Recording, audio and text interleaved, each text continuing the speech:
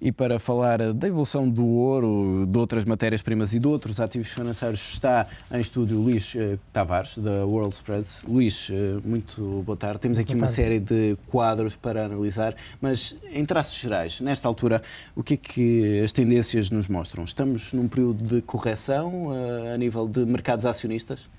Exatamente, estamos num pequeno período de correção porque as subidas também foram muito verticais. Houve subidas até, eu diria, um pouco excessivas e o mercado precisa digerir essas subidas, consolidar para voltar a subir. Portanto, para nada, perdemos ainda níveis importantes. Portanto, será ainda uma correção, digamos, saudável, não é? Eu chamo de distribuição. Eu ainda lhe chamo de distribuição. Poderá vir ainda correção, vamos ver, mas ainda lhe chamo uma distribuição. Luís, vamos então entrar em cada um dos ativos. Hoje começaria pelo ouro.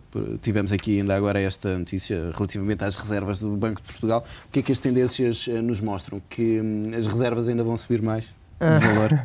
As tendências, de facto, a tendência continua impecavelmente altista. Eu até diria, há 3 tendências no ouro, portanto, em qualquer ativo, longo prazo, médio prazo e curto prazo.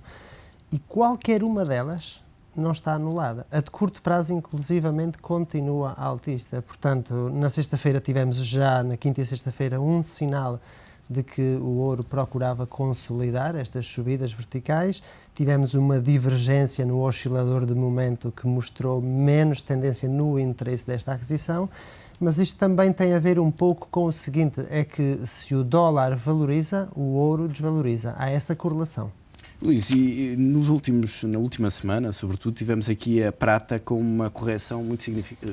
Eu ia chamar-lhe correção, mas não sei se será esse o termo, mas o que é certo é que caiu muito se falamos, dias. Caiu muito. E eu diria, não caiu nada. Caiu muito quando as pessoas, portanto, ou quando os investidores estão muito alavancados. Aí pode ser assustador, visto dessa forma. Mas não caiu nada. O ouro tem uma subida de 270% e a prata de 635%. Isto desde 2008. Portanto, estamos a falar que um ativo como a prata perder 20%, 30% ou até 40%, para quem subiu 635%, não é nada. Não é nada. E posso dizer, a prata, o nível da prata poderá ir a 2000, digamos assim, poderá ir ao nível 2000, não perde a tendência altista de longo prazo. Portanto, é aqui uma aposta que se mantém claramente no mercado das matérias-primas. No que diz respeito, e há pouco estávamos a falar da correlação ouro-dólar, no que diz respeito à paridade euro-dólar e às perspectivas de evolução, o que é que nos mostram as O euro-dólar continua sem alterações. Portanto, eu diria, eu agora procuro o gráfico, mas muitos. Eu tenho na cabeça, mas eu sei de cor, mas de qualquer das formas, para ter alguma lógica... Para quem está lá em casa, para conseguir... Para ter alguma lógica. O que é que o euro-dólar está a fazer? O euro-dólar rompeu faz algum tempo já, 2, 3 semanas, uma tendência baixista de longo prazo que tinha, e tem uma de muito longo prazo que ainda se mantém intacta, no nível 1,19. O que é que ele está a fazer? Após romper esta tendência, ele vai procurar apoio novamente na antiga resistência, agora chamada de suporte, chama-se isto um throwback no análise técnico, e está a procurar... Era de quanto? Era no nível 1,4230. Estamos com uma visão de meio prazo.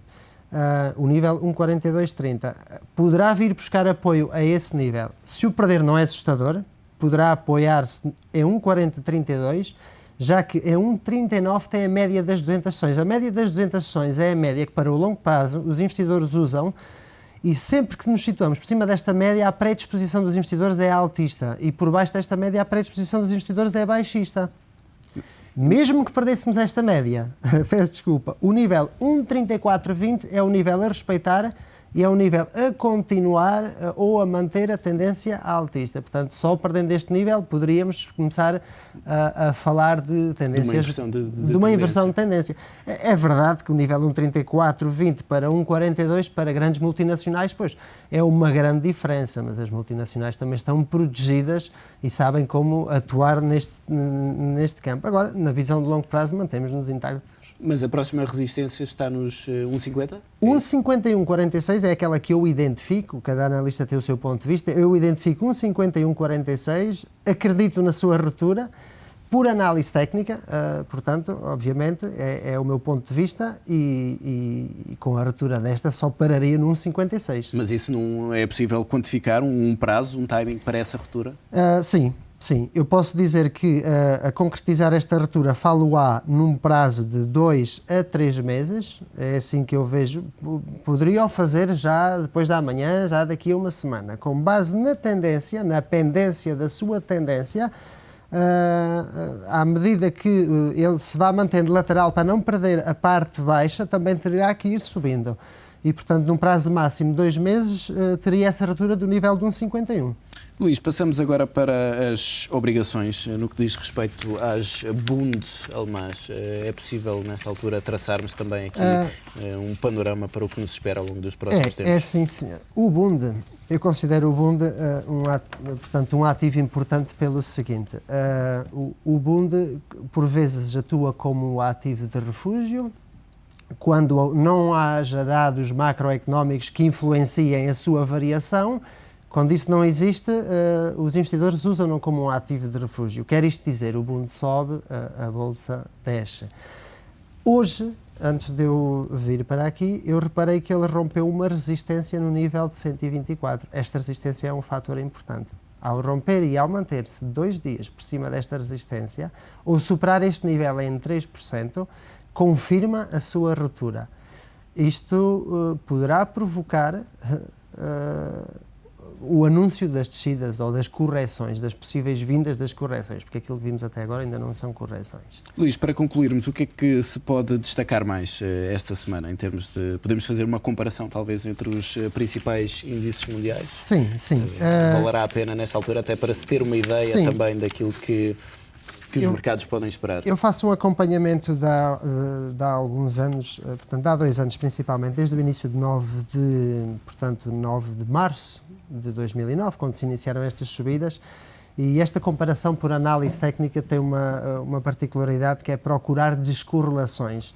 É impressionante, nós temos o Nasdaq como índice, estamos a falar dos mais importantes, não vamos falar no Bombay que subiu 400%, mas nos mais importantes o Nasdaq subiu 126%, não vamos comparar a conjuntura económica dos Estados Unidos com Portugal, onde o PSI 20 subiu apenas 35%, mas isto para dizer que temos muito para subir e pouco para descer em caso de correções. Quer isto dizer, se houver correções sérias a nível global, tem mais para descer qualquer outro índice do que o próprio PSI 20, porque o PSI 20 mantém-se lateral com apenas uma valorização de 35%. E o DAX é o índice europeu que mais subidas leva, de 103%. Eu até diria, não como estratégia, como cada um queira interpretar, não nos devemos diversificar neste sentido, ativos em Estados Unidos, ativos em Europa, não. Centrarmos num continente, porque as suas conjunturas económicas podem variar e prejudicar-nos. Mas, por exemplo, um DAX com 103% de valorização e um Eurostock 50 e um CAC 40 com apenas 61 a 63% de valorização, tanto o Eurostock 50 como o CAC 40, os dois juntos fazem o valor do DAX, e talvez um DAX baixista, um Eurostock CAC altista, digamos, talvez ir ao encontro, uma estratégia ao encontro das correlações, portanto, da descorrelação que terá, como se pode ver no gráfico, eles desencontram-se. Obviamente, aqui a minha sugestão é os investidores sempre estipularem aquilo que estão dispostos a perder.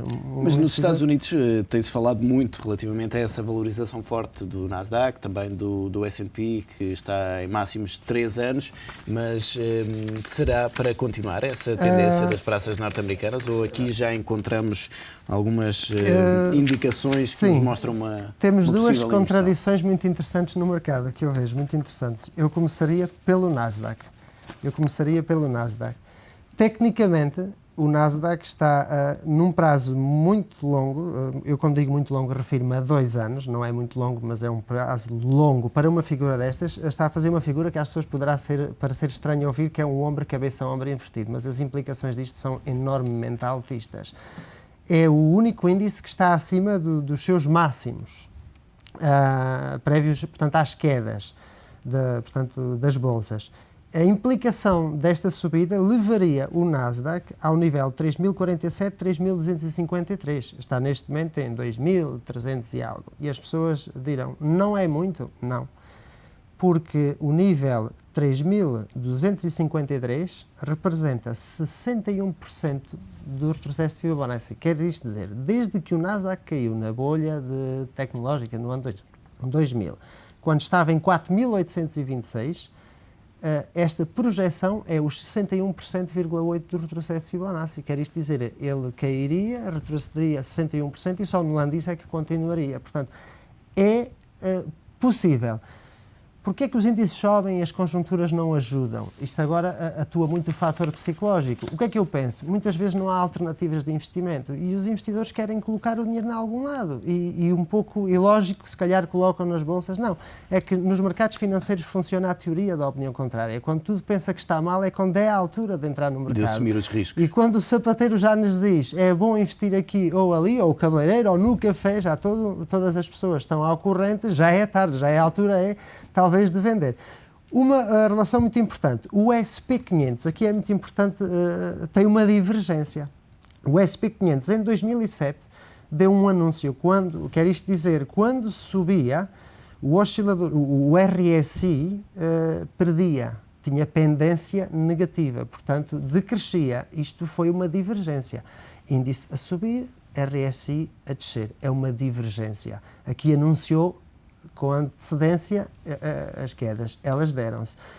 Em 9 de março, o contrário, ele continuava a cair e a divergência do RSI subia, já havia uma pendente altista, de maneira que ele anunciou com antecedência. E neste exato momento, ele está com pendente altista no seu índice e com pendente baixista. Está a dar o mesmo sinal que deu há 2 anos e meio atrás, quer isto dizer, poderá estar a antecipar correções, mas sempre e quando não perca o nível 1270, não perde para nada a sua tendência de longo prazo altista.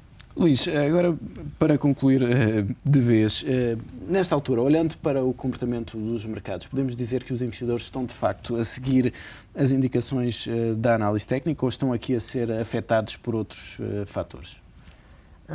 Eu quando me sento diante dos gráficos, eu deteto análise técnica em tudo quanto é gráficos, mas é verdade que é o seguinte, nós precisamos de um juiz, precisamos para tudo. O análise fundamental é o sinaleiro, é o condutor, é aquele que nos diz norte, sul ou oeste. Não há oeste porque os gráficos não andam para a esquerda. Portanto, lateral, este, norte altista, sul baixista. Dirá o que é que os mercados, pela sua conjuntura económica, o que é que eles valem na realidade. E depois o análise técnico traça as estradas, os stops, as tendências, vira à direita, vira à esquerda, é um pouco isto, fazendo aqui esta comparação. Mas eu até diria que 70% do mercado, para não dizer 80% e não querer exagerar, é a psicologia de mercado. Quem se queira, a análise técnica eu considero muito boa para o investidor inexperiente ser rigoroso e disciplinado. É aqui que eu devo sair, termina aqui, é por aqui que vai esta tendência. Porque a análise fundamental é muito mais complexa e nós precisamos da pessoa que nos faça o pão todos os dias, não precisamos que todos sejam economistas, não é? Luís, obrigado pela presença neste Fecho de Contas e até daqui a 15 dias, à altura em que voltaremos a olhar para os quadros de análise técnica.